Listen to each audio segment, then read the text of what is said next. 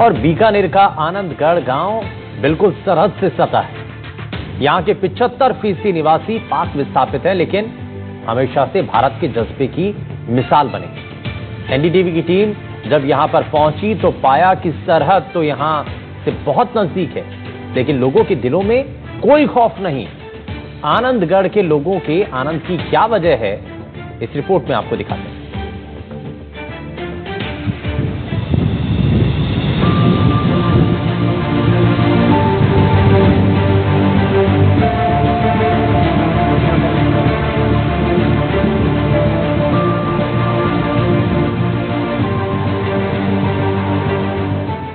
पहलगाम हमले के बाद में पूरे मुल्क में ये चर्चाएं हैं कि पाकिस्तान की इतनी हिम्मत कैसे हो गई कि वो हमारे ऊपर आंख उठाकर देख ले।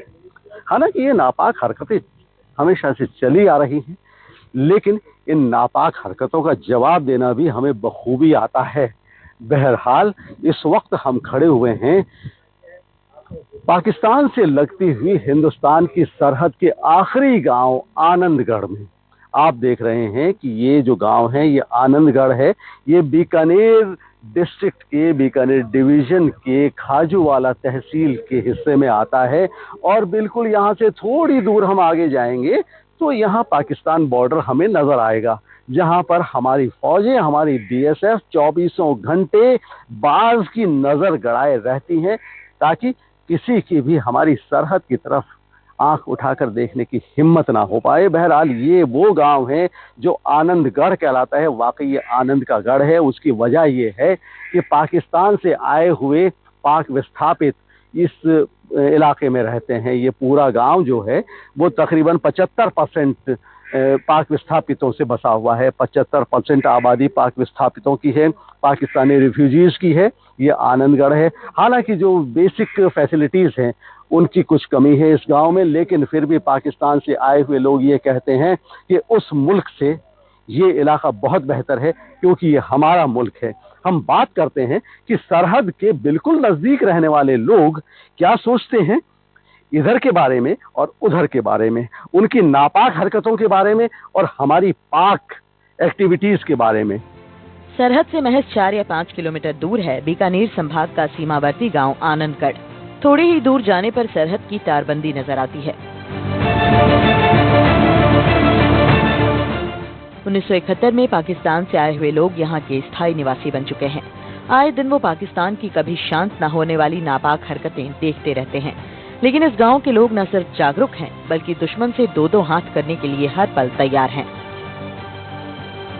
गांव की चौपाल में बैठे हुए लोग अपने बीते दिनों को याद करते हुए बताते हैं कि किस तरह उन्हें 1971 में अपनी जन्मभूमि छोड़कर यहां आना पड़ा। जिस्म पर पहने हुए कपड़ों के अलावा वो अपने साथ कुछ भी नहीं ला पाए।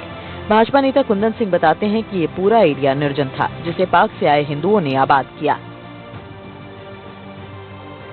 सर ऐसा है कि पाकिस्तान ने फिर नापाक हरकत की है और हम यहाँ जिस जगह पर बैठे हुए हैं इससे थोड़ी दूर आगे ही यहाँ सरहद है। क्या कहिए? जो ये आनंदगढ़ गांव जो हिंदुस्तान के आखिरी सरहद जो पाकिस्तान के बॉर्डर पे है, जो यहाँ गांव में के लोग बिराजे हैं, जो हमारे यहाँ के सरहद के लोग महफूज और अपना भारत के लिए ये लोग डट के मुकाबला करेंगे। जो पाकिस्तान जिस भाषा में समझेगा उस भाषा में यह के लोग भी साथ में हमारे पहली पंक्ति में जो बीएसएफ खड़ी है, बीएसएफ के साथ डट के जो बीएसएफ को मदद चाहिए ये गांव वाले लोग मदद करने के लिए तैयार हैं। और हम जो पहलगाम में इन्होंने कार्य पूर्ति जो इन्होंने घटना कार्यरत की है, हम उस घटना का हमारे देश के सर्वमाननीय प्रधानमंत्री से निवेदन करते हैं कि इनका जवाब देना चाहिए। ये पाक ऐसे नहीं सुधरेगा। इस पाकिस्तान को पाकिस्तान की भाषा में समझाना पड़ेगा और हम लोग जो सरहद पे बैठे हैं वो हम डट के इनका मुकाबला करने के लिए तैयार हैं। हम लोग सरहद पर बैठे हैं, डटकर मुकाबला करने को तैयार हैं और हमारे प्रधानमंत्री नरेंद्र मोदी जी की ये जिम्मेदारी है कि वो जल्द से जल्द इनका जवाब दें, इनकी नापाक हरकतों का मुकाबला करें, इनका जवाब दें। ये कहना है कुंदन सिंह राठौड़ सोशल एक्टिविस्ट भी हैं और भारतीय जनता पार्टी के सीनियर लीडर्स में से और बहुत संजीदा लीडर्स में इनका शुमार होता है। और पाक विस्थापित लोग यहाँ बैठे हुए हैं, बुजुर्ग बैठे हुए हैं। सर नमस्कार। सर कब आप पाकिस्तान से आए थे यहाँ? जी, तो वहाँ और आप आए क्यों यहाँ पे? लड़ाई लगी थी, देश फौज पढ़ने चल गई थी, हम आ गए हिंदुस्तान, रिश्तेदारी हिंदुस्तान थी, इस कारण हिंदुस्तान आ गया। तो वहाँ और यहाँ में क्या फर्क था? हमारे को पहले रहता था उधर, फिर इधर हिंदुस्तान में आ गए। हिंदुस्तान रिश्तेदार थे, हिंदुओं का देश था, हिंदुस्तान बस गई। यहाँ खुश हैं आप? खुश। तो जिस तरह से नापाक हरकतें होती रहती हैं उधर से होती रहती है, इधर तो कोई है नहीं। वहाँ बैठे हैं वो तो दुखी लोग हैं, बैठे हैं जो हमारे हिंदू बैठे हैं, काफी बैठे हैं हिंदू, है तो दुखी बावड़ी जी। हमारा तो कोई तकलीफ है नहीं, बॉर्डर पर बैठे राजी खुशी बैठे। आप कब आए थे यहाँ पे? हाँ, आप यहाँ कब आए थे? इंडिया कब आए आप? इंडिया में 71 में। तो यहाँ आपको क्यों आना पड़ा? आना पड़ा तो मैं आप राजी खुशी आया वो कि हिंदू बना, हिंदुस्तान में घाटे रन करूं कि मैं हिंदुस्तान का साथ लूं। मेरे को डर था थोड़ा आया हूँ कि मियारो देश छोड़ दिया, मैं हिंदुस्तान बसाऊं तो अपना देश की शोभा हो। अच्छा, तो वहाँ से आप आराम से आके सारा सामान लेके आए वहाँ से? सामान तो मैं साजन तो को नहीं, कपड़ा फेरी ना आया होता, जो को पेड़ हो वही ले आए। इन्हीं कपड़ों में आए? हाँ, यहाँ कपड़ा में। तो आपको बड़ी दिक्कतें हुई होंगी? अब दिक्कत तो आई है, 12 साल माना गवर्नमेंट सहायता दी है, खानो पीनो दिए, जो मैं पन पिया नहीं तो मरता। आनंदगढ़ के पाक विस्थापित लोग बताते हैं कि पाकिस्तान जिसे उन्होंने अपना मुल्क समझा, उसी ने उनके साथ हमेशा दुश्मनी का व्यवहार किया। इसी वजह से इज्जत की जिंदगी जीने के लिए उन्हें भारत आना पड़ा। वैसे भी उनका अपना देश तो यही है, पाक दुश्मन देश है, और अगर दुश्मन आंख उठाएगा तो हम उसे जवाब देंगे। हम हिंदुस्तानी हैं, हमने डरना नहीं सीखा, ऐसा कहना है आनंदगढ़ के लोगों का। क्या कहेंगे जिस तरह से पाकिस्तान की नापाक हरकतें लगातार जारी हैं? हम तो ये कह रहे हैं, नमस्कार साहब, हम तो ये कह रहे हैं कि जब 71 की लड़ाई हुई तो हमारी भारत ने बड़ी मुकाबले के साथ में जहां से हम आए हैं वो जगह जीत ली थी। कोई हिंदुओं को परेशानी वहां उस वक्त नहीं थी, मगर सरहद के वजह से उन्होंने कैसे फैसला किया, हमारे को मतलब हिंदुस्तान में आने के इच्छुक किया कि भाई आप हिंदू हो या मामदन है, तो इसमें परिवर्तन होगा कि मामदन यहाँ के वहां चले जाएंगे, हिंदुस्तान के आदमी यहाँ आएंगे।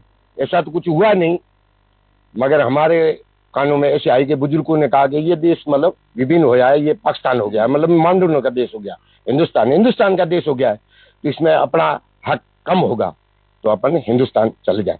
जहाँ से हम आए वहां से डट के मुकाबला किया, भारत की सेना ने अच्छा हमारी इज्जत की और वहां तक सर तक गए, फिर भी वापस जमीन उन्होंने कैसे दी। 1971 में हिंदुस्तान की फौजें अमरकोट पहुंच गई थी, लेकिन हमारे जो लीडरशिप थी उन्होंने काफी लीनियंसी बरती, इंसानियत बरती, क्योंकि हिंदुस्तान, हमने पहले भी अर्ज किया कि हमने हमेशा इंसानियत की बात की है, इंसानियत के नाते वो जमीन वापस सौंपी। लेकिन पाकिस्तान फिर भी अपनी नापाक हरकतों से आज तक बाज नहीं आया है। सर क्या कहेंगे आप? नापाक हरकतें चल रही हैं, बाज नहीं आया है पाकिस्तान? चल रही है, बहुत बुरी तरीके चल रही है, क्या करें। तो हम तो यहाँ सुखी बैठे हैं बॉर्डर पर, यहाँ फौज बैठी है, सुखी है, कोई दिक्कत तो है नहीं अभी तक तो। कोई बॉर्डर की तरफ से उधर से कोई दिक्कत नहीं है, पाकिस्तान में हमने जीत नहीं है जी। यहाँ तो ठीक है, बैठी फौज बैठी है, आगे बैठी है, हम पीछे बैठे हैं, फौज का सहयोग करेंगे, कोई दिक्कत नहीं आने देंगे, हमारी जरूरत है, मुझसे तैयार है। आनंदगढ़ सिर्फ एक गांव नहीं बल्कि एक जज्बा है, और ये जज्बा हर कदम पर नजर आता है। यहाँ बड़ी तादाद में ऐसे परिवार रहते हैं जो पाकिस्तान से विस्थापित होकर भारत आए थे। आज जब हम इनसे मिलते हैं तो इनके चेहरे पर डर नहीं बल्कि उस इज्जत की चमक दिखाई देती है जो इन्हें यहाँ हासिल हुई है। वो कहते हैं कि हमने वहाँ बहुत जुल्म झेले, लेकिन यहाँ आए तो ऐसा लगा जैसे जिंदगी मिली हो। मेरा लिया नौजवान भी मौजूद हैं, हम नौजवानों से बात करेंगे। जी, आपके बुजुर्ग आए थे पाकिस्तान से जी। आपका जन्म तो यही हुआ है, लेकिन बॉर्डर पर आप भी बैठे हैं, आपने इतनी उम्र ली है और ये उस सरहद पार की लगातार नापाक हरकतें आपने भी देखी होंगी, और फिर एक हरकत हुई है जी। इस हरकत के बारे में हम तो क्या कहें, पूरे देश में भी ये कई दिन से चली है, 4-5 दिन से। बाकी हमारे ये बुजुर्ग आए, इन्होंने जो संघर्ष किया इसके लिए तो हम जितना कहे उतना भी कम है, क्योंकि किसी ने अगर धर्म के लिए किसी ने देश छोड़ा या जागीरी छोड़ी है तो हमारे बुजुर्गों ने छोड़ा जी।